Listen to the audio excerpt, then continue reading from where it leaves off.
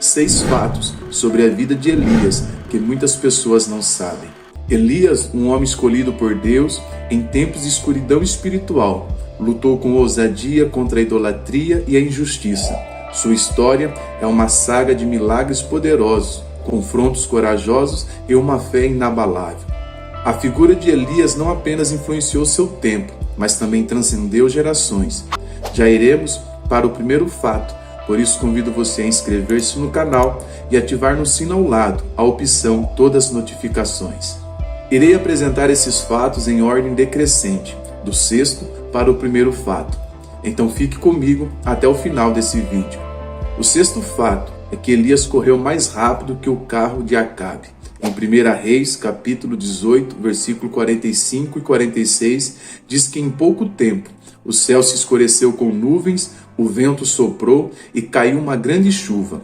Acabe subiu em sua carruagem e foi para a cidade.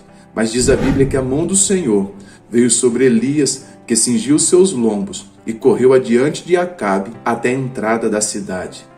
Gosto muito dessa cena. O rei está correndo com sua carruagem, tentando ser mais rápido que a tempestade. Então aparece Elias, correndo atrás dele, ultrapassando-o, indo mais rápido do que o rei, que estava a cavalo. Elias correu até a entrada da cidade, situada a cerca de 50 quilômetros. Ele correu todo esse percurso a pé. Como ele fez isso? Está no texto, porque a mão do Senhor estava sobre Elias. Quando a mão do Senhor está sobre nós, somos capazes de fazer feitos extraordinários.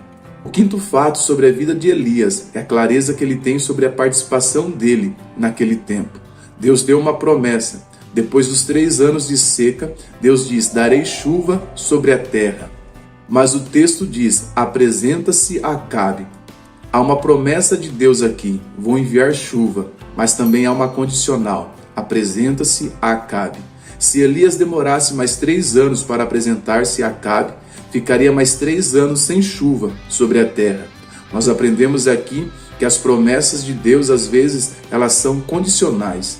Deus, ele faz o impossível. O possível, Deus não vai fazer por nós.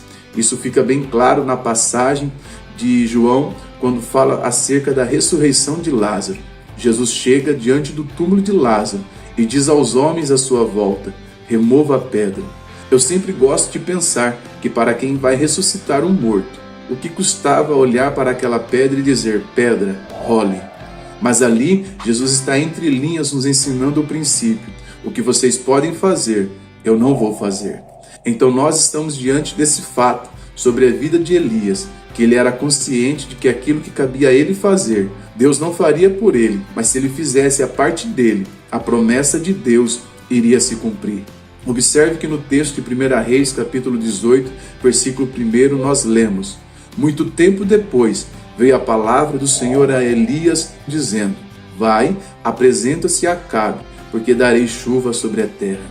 Grife a expressão palavra do Senhor. No mesmo capítulo, agora no versículo 41, quando o moço foi pela 7ª vez e retornou a Elias, Elias disse a Acabe: sobe, come e bebe, porque já ouço o ruído de abundante chuva. Ao lermos isso, temos a impressão de que Elias realmente estava ouvindo chuva cair, ou pelo menos o som dos trovões. Pode comemorar, Acabe, a seca acabou. Mas quando examinamos esse versículo no contexto seguinte, fico convencido de que até esse ponto não havia nenhuma nuvem sequer no céu, muito menos o brilho de um raio ou o som de um trovão. Então qual era o som que Elias ouvia? Eu acredito que Elias estava ouvindo o som da voz de Deus, e que se Elias fosse ao rei Acabe, o Senhor mandaria chuva sobre a terra. Deus não é homem para que minta, nem filho do homem para que se arrependa. De fato, a palavra hebraica traduzida como ruído nesse versículo também é usada com sentido de voz em outras passagens. Elias tinha certeza de que a chuva estava chegando, não porque ele ouviu o som da chuva propriamente dito, nem mesmo de um trovão à distância, mas porque ele estava confiando, clamando pela promessa feita por Deus. E ele clamou por aquela promessa por meio da oração. O quarto fato é o valor simbólico do nome de Querite. É comum no Antigo Testamento que os nomes originais dos lugares tinham um significado simbólico. Exatamente isso acontece com o termo hebraico querid. Apesar de não ser possível identificar hoje a localização do riacho ou torrente, conforme o texto bíblico, sabemos que seu nome era derivado do verbo shahat, que significa cortar, colocar no tamanho certo. A palavra é usada no Antigo Testamento nos dois sentidos: ser cortado, separado dos outros, ou estar privado das bênçãos de uma aliança, e também no sentido de aparelhar uma peça de madeira para a construção, deixando-a no tamanho correto a ser usado. Assim, enquanto esteve em Queride, o homem que foi porta-voz de Deus diante de Acabe seria cortado de todo envolvimento e seria aparelhado ou colocado no tamanho certo para continuar sendo usado por Deus. O terceiro fato sobre esse profeta é que Elias mudou a expressão comum que os profetas usavam, assim diz o Senhor, ou de acordo com a palavra do Senhor, para segundo a minha palavra. Seria isso orgulho ou uma demonstração de fé de Elias? Elias usa essa expressão, segundo a minha palavra, porque naquele tempo estava havendo uma confusão espiritual, pois Baal também era adorado e era chamado de Senhor.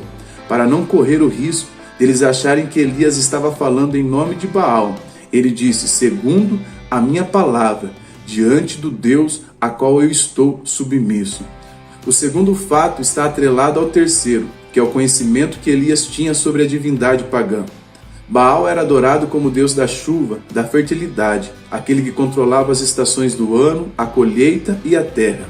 Se chovia e a colheita era boa, o povo dava toda a glória a Baal por isso. Agora, você entende porque Elias mexeu na questão climática, dizendo que, segundo a sua palavra, nem chuva, nem orvalho haveria sobre a terra. Ele está desmascarando Baal e afirmando que se chove e que se tem uma boa colheita é por causa da bondade de Deus. O primeiro fato é que o nome de Elias já mostrava para o que ele havia vindo. Em um tempo em que o culto a Baal estava em alta entre os israelitas, Baal era adorado como Senhor, o nome Elias tem o significado que afrontava Jezabel e Acabe, que estavam no controle da terra e adoravam Baal como Deus. Elias, em seu nome, já mostrava a qual Deus ele servia, pois o significado do nome Elias é meu Deus é Jeová, ou o Senhor é o meu Deus. Lembremos-nos sempre que, assim como Elias, somos chamados a ser uma luz no meio da escuridão, a ser agentes de transformação em nosso tempo, seguindo o exemplo do profeta do fogo. Existem mais curiosidades na Bíblia, como os nomes de Deus que estão escondidos no Salmo 23. Mostro eles nesse vídeo aqui. Te espero lá.